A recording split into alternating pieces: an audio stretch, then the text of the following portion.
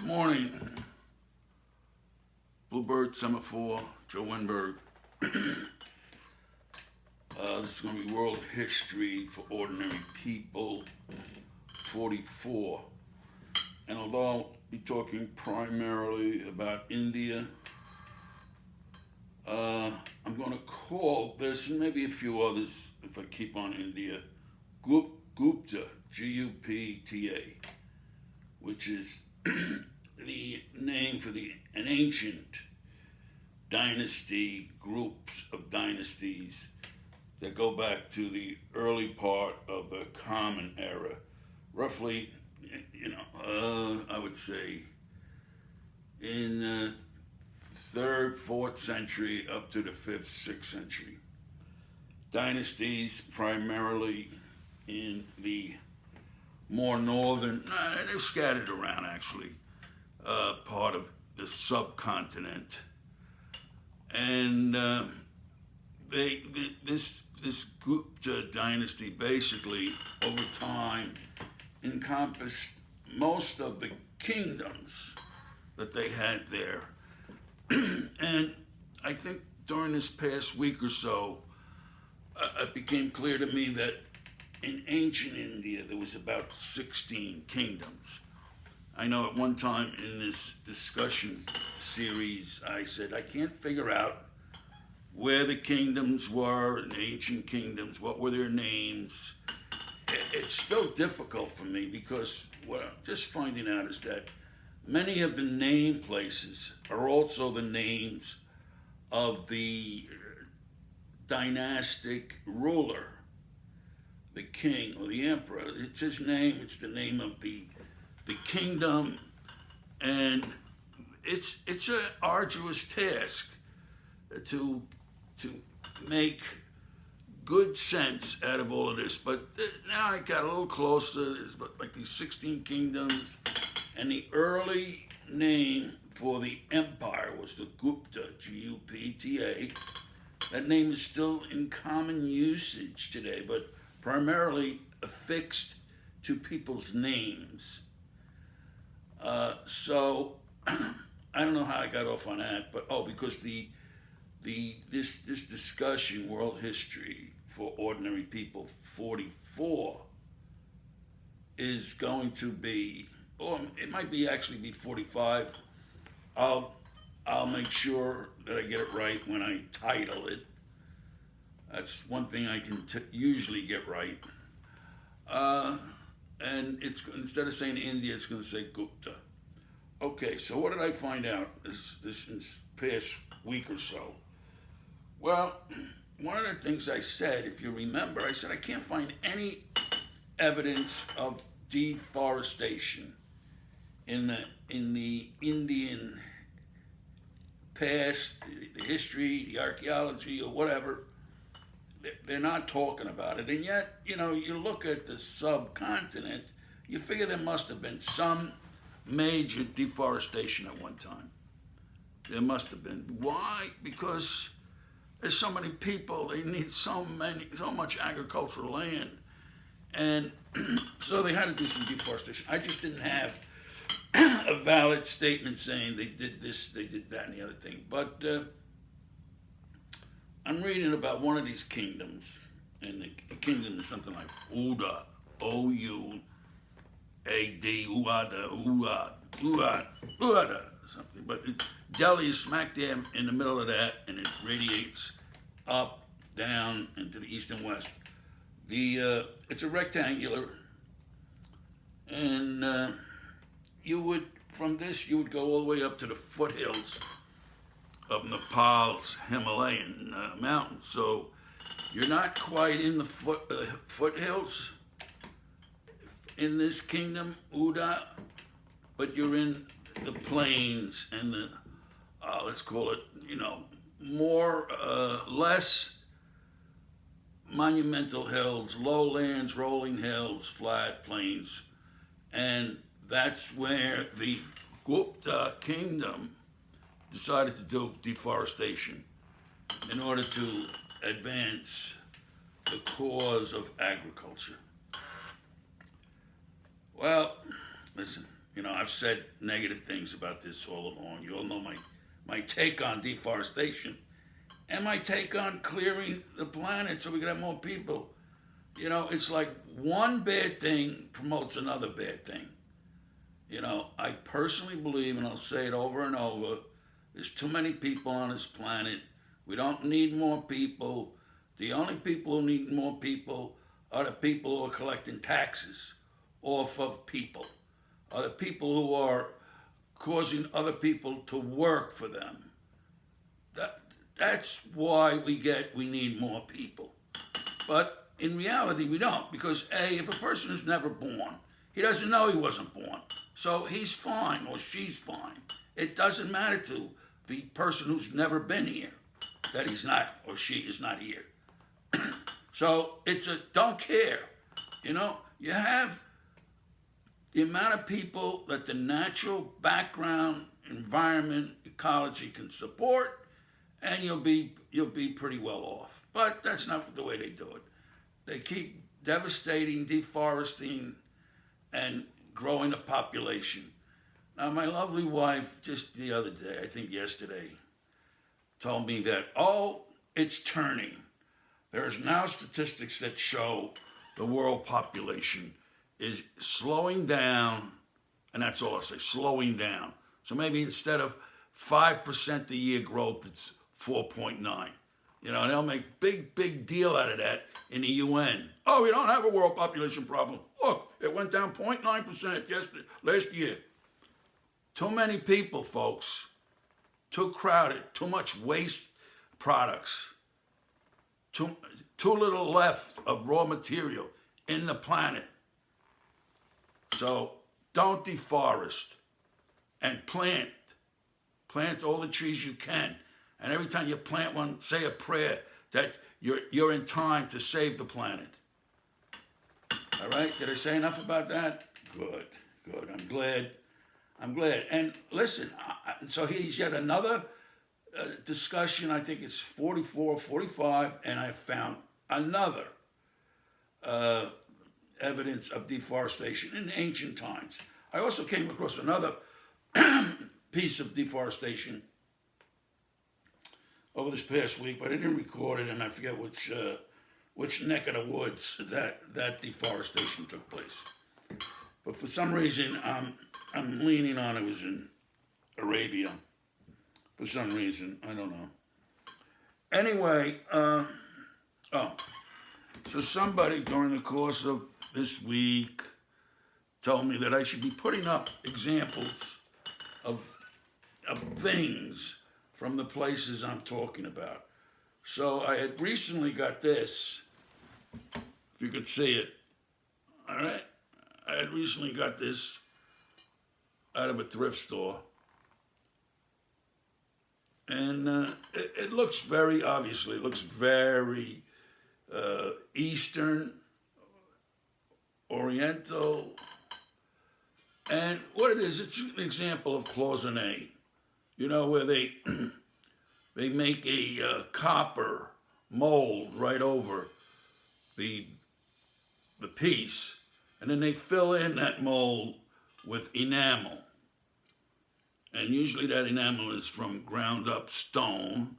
And in this case, I'm pretty sure we got ground up lapis lazuli, whatever that word is. I'm pretty sure we got ground up either cinnabar or coral.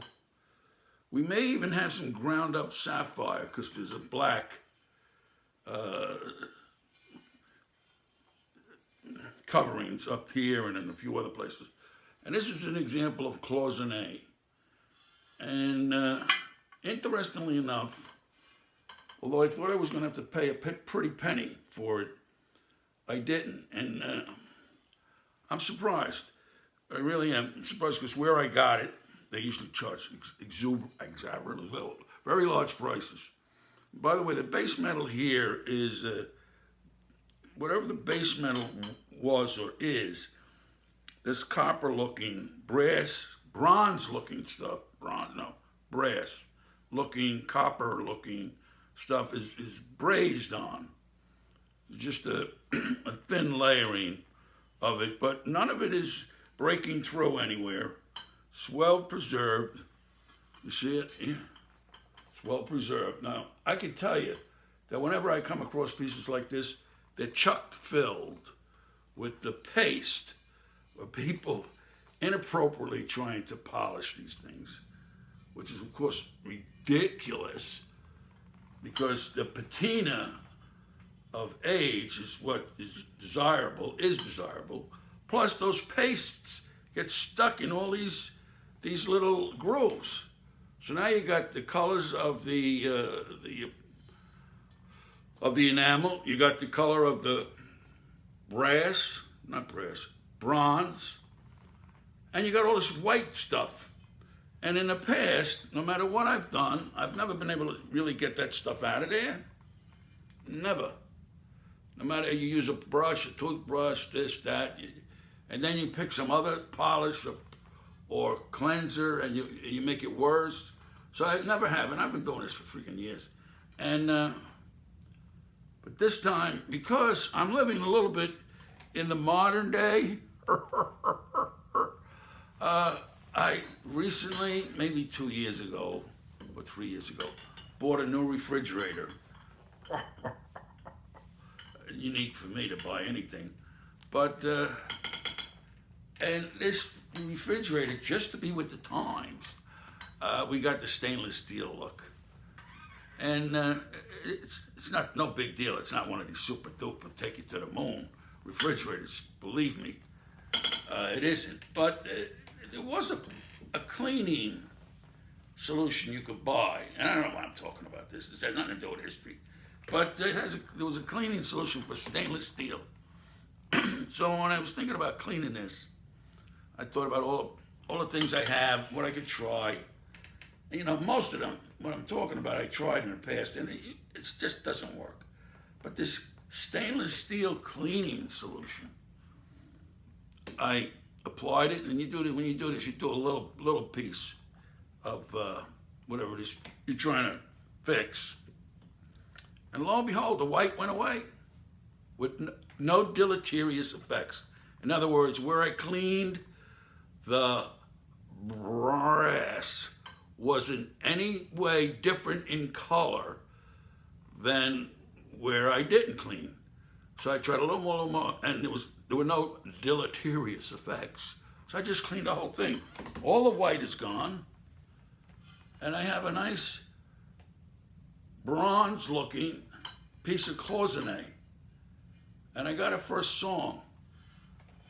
But you know, I still have too much stuff. I mean, my God, you know, look around you, Jesus. So anyway, I did what I was asked to do. I'll set that aside, and we'll go back to Gupta. So we noted that deforestation, they were in. They said, I'll have a piece of that action, no problem. And then, you know, let me see what notes I took, if I took any. Oh, this is so fabulous. Fabulous. A term that's been in my head for a long time that I knew very little about, except maybe a tidbit from Rudyard Kipling. And it's called the Grand Trunk Road. Now, you may have heard of it. Other people, maybe they didn't hear of it, but it is one of the epic roads in human history.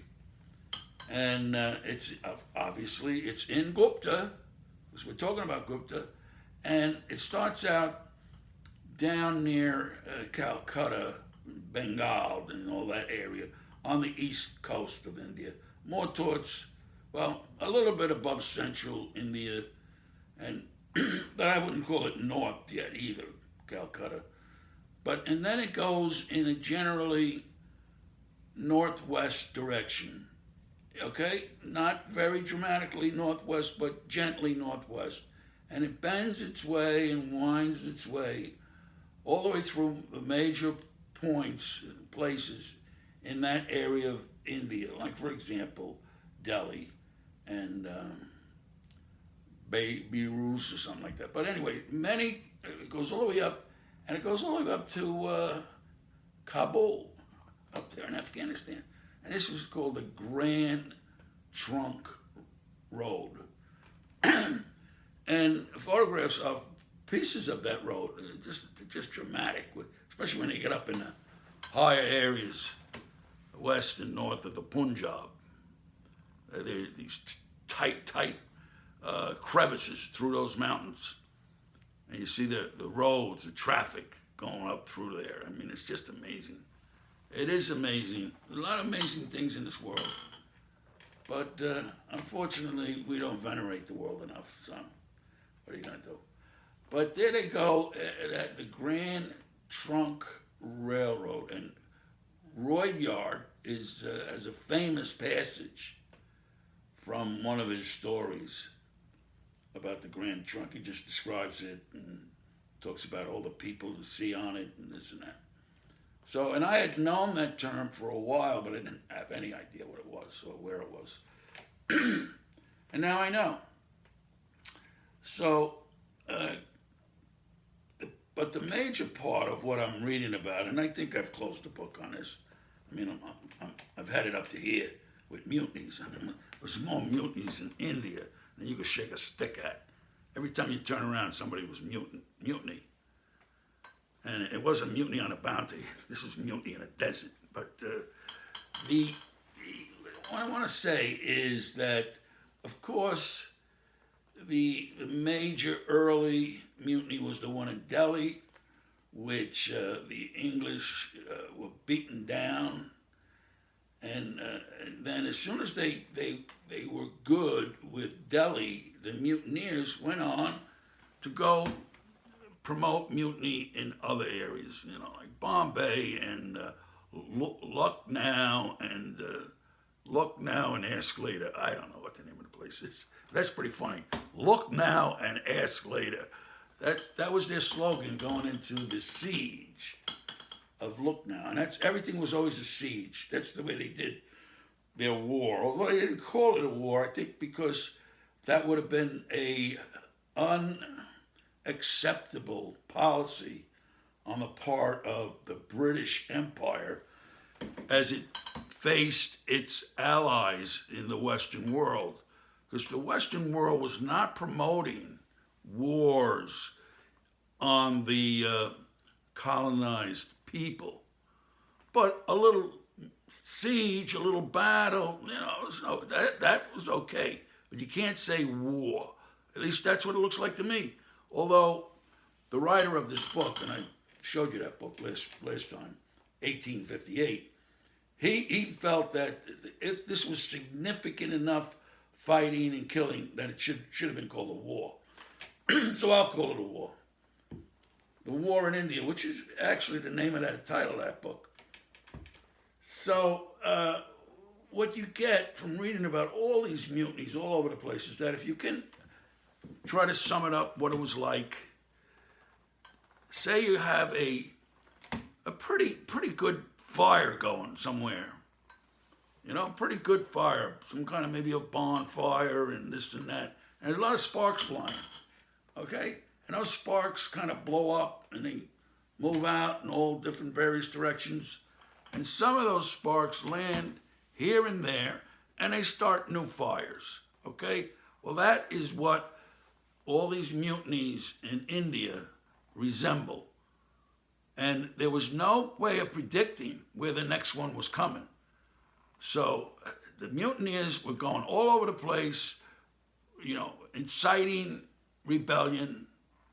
And the Brits had no way of knowing where they were going to be next. So the Brits were really half out of their minds trying to contain this. But contain it they did. Eventually, it took about 2 years. And, the reinforcements came in from down the Suez and into Calcutta and Bombay and across the land. And sooner or later, there was peace in the valleys. That's an old American tune, isn't it? So they get their little bit of peace, but it never was peaceful over there in India. Never. They may say they had an idyllic period of 7 or 8 years, but it was the indigenous people were never down with it being taken over by anybody. So there truly wasn't any peace. And late in the 19th century, you could see the smoke of rebellion starting to rise higher and higher. And then, of course, early in the 20th century, maybe late 19th century, along comes Gandhi and the new Congress Party and Nehru and the other fellow from the Muslim side of things, was it Johnny? I don't know. But and they persevered over the first half of the 20th century, including fighting on the Brit side in World War One, and I'm pretty sure in World War II too. But once, and I'm skipping over a great deal of history here, but once World War II was done, Gandhi and his people, they all got together and they twisted England's arm, and they got their independence. Of course, after that, there was more massacres, the Hindus against the Muslims, the separation of Pakistan. Pakistan at one time was on both sides of the peninsula, up on the northwest and the northeast, Pakistan here and Pakistan there, and then they made them all one. And from that time on, you might say there's been a semblance of peace in Gupta. Of course, by now it'll only be referred to as India. But and yet I have to demur a bit because, I mean, current times, we know what they're feeding us. What's going on over there? We know what they're feeding us. So we can't say for sure that it's all peace and lovey-dovey over there. We really don't know. You got 1.5 billion people living under less than perfect conditions. I would imagine there'd be some unrest. And it's going to be a short one, I think. Grove, deforestation, blah, blah, blah, blah, blah, blah, blah, blah, blah. Well, okay, I think that's it. I won't say it's a wrap on India/Gupta, because you never know what I'll come up with this week or next week. But I enjoy talking about India. India's always been one of my, even before I got onto this world history thing and YouTube and Bluebird, I read a significant amount of Indian history. And it's still there. You can always read about it. There's no doubt. So I want to show you a painting of an Indian princess. Hold on a second.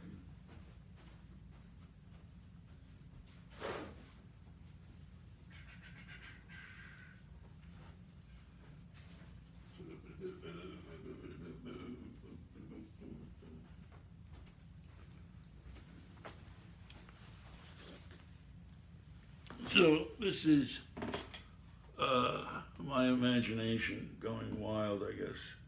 And this is supposed to be an Indian princess. I hope you could see it. She's got on those baggy pants that you might see a woman wearing in ancient India. And so I showed you a painting. I was going to show you another one, but let me show it to you anyway. What the heck? It's not really India, but it's, I don't know what it is, but I'm going in a new direction with the paintings. And this is going to be one of the early examples. I'm not giving you the overall name of the group, what I'm going to call the group, because I don't want to give that away yet. But so this seems to be the direction I'm going to be going, if you could see that. This is, of course, kind of like cartoons of these people. So I'll be making more of these, I think. So that's where I'm headed with the painting thing. And I think a little later today, I'll see if I can put up some music. And that'll be the end of it for today. Nice talking to you. Talk to you again, and have a good time.